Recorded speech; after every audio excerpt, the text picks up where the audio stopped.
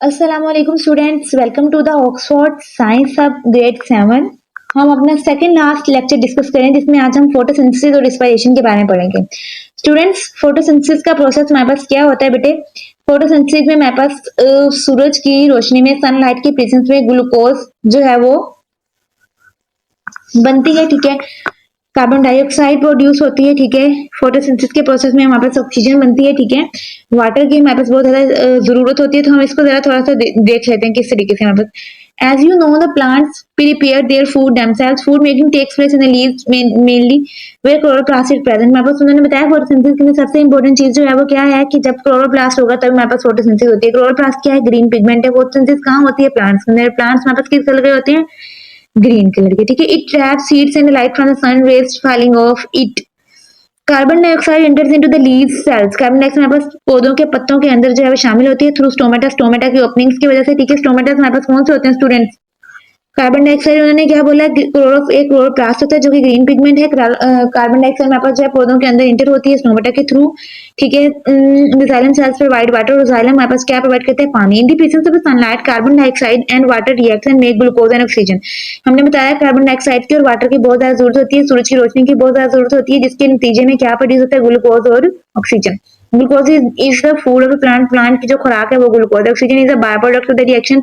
Oxygen हमारे पास as a product के तौर पे प्रोड्यूस होता है, ठीक है। Release from plant through stomata. ये भी स्टोमेटा के थ्रू रिलीज होती है, ठीक है। दिस और process is known as photosynthesis. इसको हम क्या कहते हैं? Photosynthesis. The leaves are the food factories. ये हमारे पास बहुत दफा एमसीक्यूज रिपीट हो चुका है। पत्ते हमारे पास खुराक तैयार करते हैं, ठीक है। अब हमारे पास नेक्स्ट उन्होंने क्या बताया हुआ यहाँ पर देख लेते हैं। A way to exchange the gases between the leaves and its environment. Delivery of the water to the leaves stems on the removal of glucose enabling transportation. ये सारा उन्होंने ट्रांसपोर्टेशन का प्रोसेस बताया हुआ। हम एक पिक्चर के थ्रू देख लेते हैं इसको। यहाँ पर आपको प्रॉपर एक पिक्चर नजर आ रही होगी। देखिए स्टूडेंट्स, हमारे पास स्टोमेटा की ओपनिंग्स और क्लोजिंग कौन सी है? स्टोमेटा हमारे पास कहाँ से ओपन हो रहे हैं? कहाँ पर बने स्टोमेटास? जरा फोकस करें। यहाँ पर हमारे पास स्टोमेटास की ओपनिंग हो रही है, ठीक है। यहाँ से ही हमारे पास क्या एंटर होगा? हमने ऊपर पढ़ा क्या एंटर होता है हमारे पास यहाँ सर? यहाँ से हमारे पास एंटर होगा कार्बन डाइऑक्साइड से enter the leaves. Carbon dioxide inter होती है, ठीक है। यहाँ से, ठीक है, वाटर भी जाइलम सेल्स से इंटर होता है, ठीक है। यहाँ पर हमारे पास फूड प्रोड्यूस होती है। फूड के रिजल्ट में हमारे पास क्या प्रोड्यूस होता है? कार्बन ग्लूकोज प्रोड्यूस होती है और साथ में क्या प्रोड्यूस होती है? Oxygen as a product.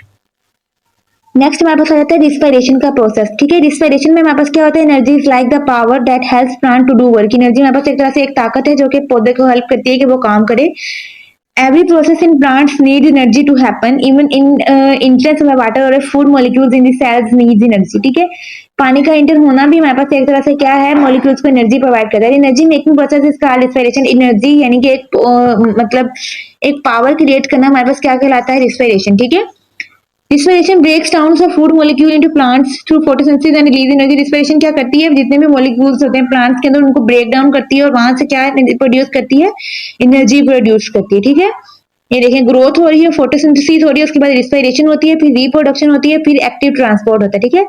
ATP की फॉर्म में जो एनर्जी प्रोड्यूस होती है उसको हम स्टूडेंट्स रिस्पिरेशन कहते हैं। लाइट एनर्जी होती है, फोटोसिंथेसिस होती है, सुक्रोज यानी कि शुगर वगैरह बनती है, ठीक है। वहां से रिस्पिरेशन रिस्पिरेशन जो ब्रेक डाउन करती है उससे हमारे पास क्या प्रोड्यूस होती है? एटीपी, ठीक है।